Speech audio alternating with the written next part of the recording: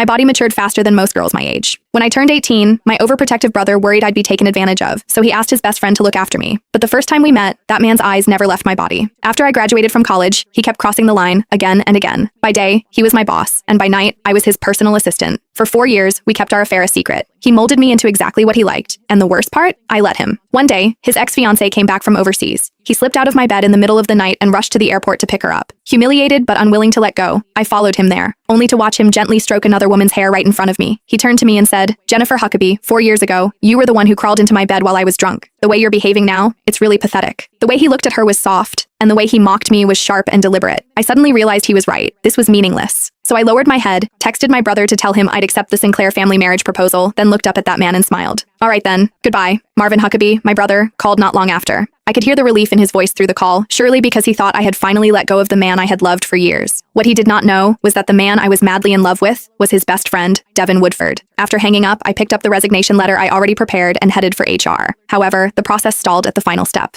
"Ms. Huckabee, if you want to resign within a week, you'll need the CEO's signature for approval." Devin again. Even at the very end, I still could not avoid him. I tightened my grip on my phone, walked to the end of the empty hallway, and dialed that all-too-familiar number. The ringing went on for a long time. Just as I thought no one would pick up, the line clicked. A strange female voice came through. "Hello? Looking for Devin? He's in the shower." In the shower? Those 3 words stabbed my chest like 1,000 poisoned needles. Nonetheless, my voice stayed calm, almost unnaturally so. "No need, thank you." Before she could say anything else, I hung up. The screen went dark, reflecting my pale face. Less than 2 minutes later, my phone buzzed violently again. I stared at Devin's name on the screen for several seconds before answering. "Did you need something?" His tone was businesslike, cold and detached. Just last night, this same man had been on top of me, whispering my name intimately over and over again. My fingers whitened around the resignation letter. "Mr. Woodford, there's a document that needs your signature before the process can go through." He gave a low hum of acknowledgement, then added, almost as an afterthought, "Oh, right. Stop by later and pack up the rest of your stuff. She's moving in. The apartment in the western suburbs is empty. You can stay there. I promised Marvin I'd take care of you." 4 years ago, he pulled me into his bed while drunk, tossing me the charity of being his bedmate. 4 years later, under the excuse of loyalty to his best friend, he was offering me a place to live. His carefully considerate gestures were so absurd, they almost made me laugh. "That won't be necessary, Mr. Woodford," I said, forcing a smile. "I'm an adult. I can take care of myself." Once he signed the resignation form and I finished my last handover, the ridiculous 4 years between us would finally come to an end. Me? I was getting married. I opened my eyes in the hotel room as morning light streamed in. For the first time in years, I felt more awake than in any morning I had spent by Devin's side. I called a car and returned to the villa I'd lived in for 4 years. However, the moment I stepped inside, I almost thought I had walked into the wrong house. The once minimalist black and gray space was instead drenched in warm tones. The entryway wall, where I had begged him for a month to let me hang even a single plush toy, had been transformed into a display filled with stuffed animals.